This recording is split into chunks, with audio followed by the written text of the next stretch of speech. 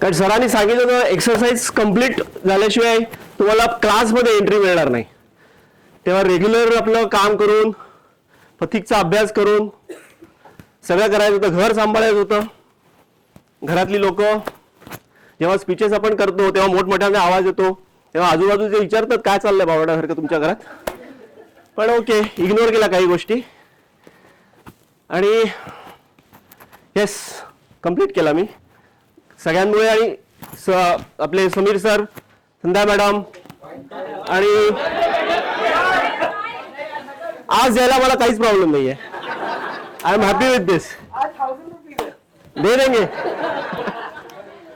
So पथिकमधनं भरपूर शिकायला मिळालं मला. बेसिकली माझा हा आज जे मी उभा आहे, मी स्टेजवर कधी बोललेलो नाही एवढ्या मोठ्या क्राऊड समोर. हाच माझ्यासाठी खूप मोठा कॉन्फिडन्स आलेला आहे.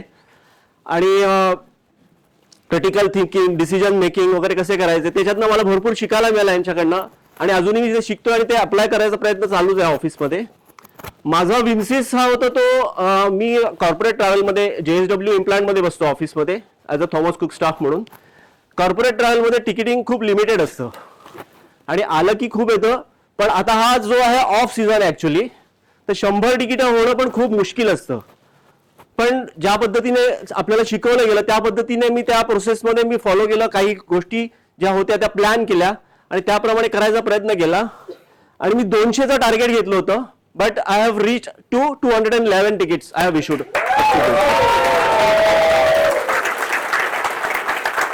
So thank you everyone. Thank you.